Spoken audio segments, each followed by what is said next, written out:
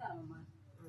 నేనైతే సర్పంచ్కి నిలబడుతున్నాను మన వార్డులో, మన ఒంగోలులో. నేను నీ ఓటు ఎవరికి వేస్తావు? ముందు గెలిచిన వాళ్ళందరూ చేశారు, ఇంక నువ్వు చేస్తావు. నేను గెలిస్తే మీకు అందరికి మీ రోడ్లు బాగాలేకపోయినా మీ ఇక్కడ మన ఏదైనా ఉన్నా సరే తప్పకుండా నేను గెలిస్తే మేము మటుకు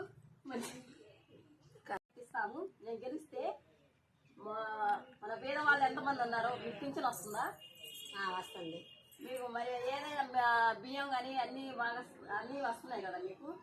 అలాగనే మేము కూడా గెలిస్తే ఇక్కడ మన వాటిలో తప్పకుండా మీకు అన్ని పనులు చేస్తాను. మీకు నేను గెలవాలైతే ఓటైతే నాకు వేయండి. నేను గెలవాలని నేను మనస్ఫూర్తిగా కోరుకుంటున్నానమ్మా. సరే వేస్తాం.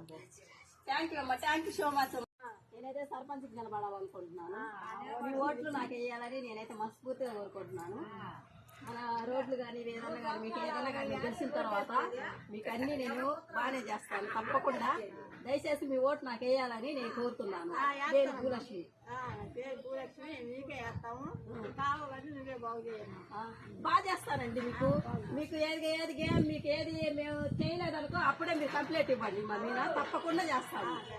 మీకు ఏ రకం కావాలా, మీకు ఏదైనా సరే గెలిచినాక ఏ పని చేయకపోయినా కూడా మేము దగ్గర ఉంటాం కాబట్టి సీపురు కట్టని తీసుకొచ్చి మమ్మల్ని గాడ్స్ కొట్టిన మేము బడి ఉంటాము. Thank you aunty. ఓటు ఖచ్చితంగా అంకుల్ నువ్వు ఇద్దరే వెళ్ళా కోటు. ముగ్గురు 3 ఓట్లు. Bye aunty.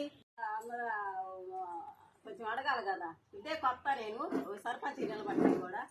Thank you so much అమ్మా. అందరూ బాగుండాలా, అందులో నేను ఉండాలా. ఓటు నాకు వేయమ్మా తప్పకుండా. అదేం గుర్తుంది చెప్పలేదుగా. చెప్పండి. పప్పు గుర్తుకే వేయండి. సరేనా? వెళ్ళొస్తానమ్మా.